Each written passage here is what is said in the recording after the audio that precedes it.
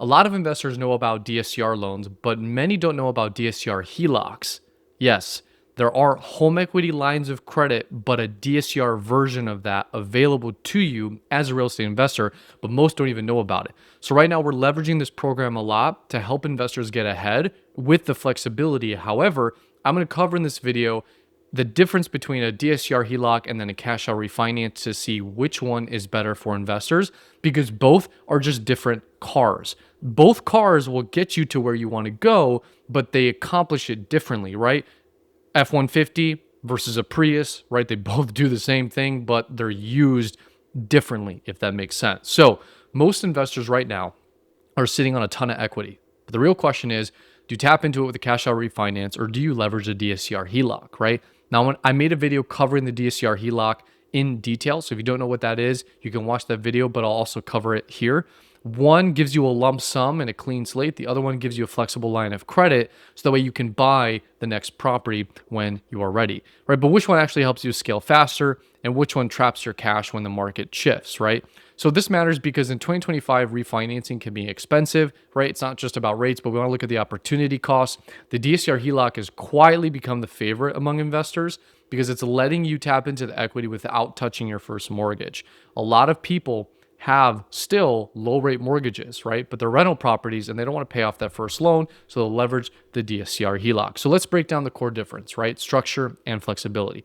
So the DSCR cash out refinance, you're replacing your first mortgage. So both are DSCR loans, by the way, because I'm speaking in terms of rentals. You don't have to do a DSCR loan for a cash out refinance, but I'm just going to assume that we are because I'm talking to mostly investors. So with the cash out refinance, DSCR loans have to replace your first mortgage, right? And you get a lump sum at closing. It's fixed, it's predictable, but that's it, right? You get a lump sum, and then here's your payment. There's no revolving line. Once the funds are used, that's it. A DSCR HELOC, of course, works differently. It's a standalone second lien. So it keeps your first mortgage. You don't have to pay it off, right? If you don't want to, you can, but you don't have to. It works as a revolving line of credit, sort of like a credit card. So as you pay it down, you can pull funds back out again. The initial draw period, right?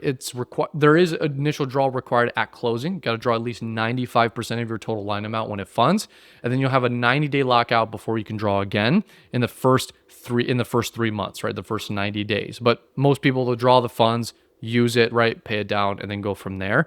If your goal is flexibility, one gives you movement, the other one locks in your capital in place, right? But it comes off with some trade-offs.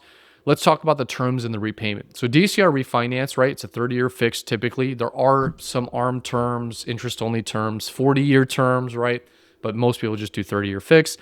It amortizes from day one, no interest-only draw. It usually offers like better long-term payment stability because the rate's fixed. But a DSCR HELOC is a 30-year total term with a 5-year draw period typically. The first 10 years are interest only, then it amortizes for the remainder. That's a fancy way of saying the first 10 years, the payments are interest only, so they're lower, but then the full payments kick in after that. There's a variable rate tied to the prime rate plus the margin, so your payment can change as the market moves.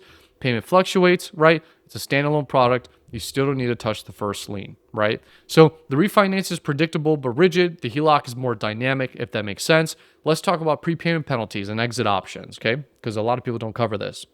When you do a DSCR cash out refinance, so a normal DSCR loan, usually, unless you're buying out the prepayment penalty, there's going to be a prepayment penalty. Now you can pick 3 years, 5 years, 4 years, right? Or you can have no prepayment penalty, but then the rate's going to be higher. The penalty period means you're essentially locked into the loan, even if the market shifts, right? So if you want to refinance, you can, but then you got to pay off that penalty. DSCR HELOCs have no prepayment penalties. You could pay it off, refinance, or close it out whenever you want, right? So one locks your hand, right? The other one gives you freedom to pivot. So that's why I tell people what's more important for you. A lot of people ask me which one's better. There's not this is always better, right? It depends on what you're using the money for and if you're going to have a return on investment, because of course it costs money to refinance and take money out. So what we look at is position and strategy. So I'm not like a lot of loan officers and lenders are just like, oh, here, this is the loan you want, go ahead, right? But like my team and I take a different approach where we're very strategic, right? We look at your portfolio, we look at your position, and we say, okay, what options does this person have? What do they qualify for? Which is the best? And we'll provide you clear data on comparing the two so you can see pros and cons of both. But DSCR refinancing, you got to have the first lien position, right? So you've got to pay off that first mortgage if you have one on the property. And it's ideal if your current rate isn't great or you want to reset the full loan, like you don't really care. Your tenants are covering the mortgage, right? So you and I both know at the end of the day, it's not like, it doesn't really matter per se. Obviously you want to cash flow, you don't want to over leverage, right? But if your tenants are covering the mortgage and you're going to use that money to go invest and do more with your portfolio, at the end of the day, you just got to make sure the numbers make sense, right? So this DSCR HELOC can sit in a second lien position and lets you keep your first mortgage, right? We've already talked about that. Let's talk about credit, docs, underwriting. That's very important. So we all know DSCR loans don't require all the traditional documents, right? HELOCs require minimum 700 FICO and strong property cash flow, right? Again, using the same principle as DSCR, if you get a second lien now on top of the first mortgage, your rental income now has to cover both liens, both mortgages, okay? They're manually underwritten, okay? So they can be capped by seasoning rules, meaning you can get a DSCR HELOC right away, even if you just bought the property. However, they lower the LTV depending on how long you've owned the property for. So I think if you just bought it and you want to refinance right away, it's a 65% max LTV, okay? But you can go up to 75% CLTV. That just means combined loan to value. So take your current mortgage plus this new HELOC mortgage. After 12 months of ownership, 75 is the max that you can go to, all right? Cash out refinances often allow higher loan amounts and more lenders, but they're a little bit less flexible, okay? So both are investor friendly and it just matters on what you're trying to go for, right? I think a DSCR refinance makes more sense if you want to consolidate high interest debt or reset your mortgage that you have now. You don't want to sell a refi soon. You want like predictable payments that are consistent, because this is the big thing too, is most of us are used to fixed rate mortgages. After 08, ARMs basically died and not a lot of people do ARM loans anymore. So a lot of people are just doing fixed rate mortgages. So we like the consistent payment, right? I will bet the 99% of you listening probably have, if you do have a mortgage, it's a fixed rate mortgage. You like the payments being the same, right? So people like that. That's why they go for this loan program. If you're okay with the prepayment penalty and you want the fixed structure, which I want to say this too, most guys are like, just give me the 5-year prepayment penalty. Like, I don't care, right? Because I'm not going to pay off the house, the rental anytime soon.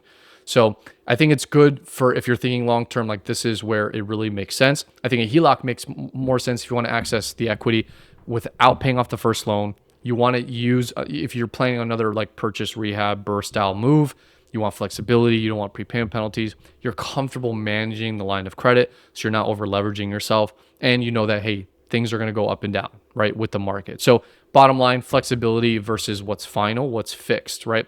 So DSCR cash out refinance is a commitment, locks in your terms and equity. DSCR HELOC is opportunity to give you freedom, but it demands, I tell people it demands discipline, because if you're not disciplined and you're over leveraging yourself, you're going to be broke, right? So both serve the same purpose, just depends on the vehicle that you want. So I have access to a ton of different programs, ton of different DSCR loans, DSCR HELOCs, right? We have a lot of great products right now for investors. So if you have any questions, my link is in the description. You can book a call or you can send us an email and we'll see what works best for your situation.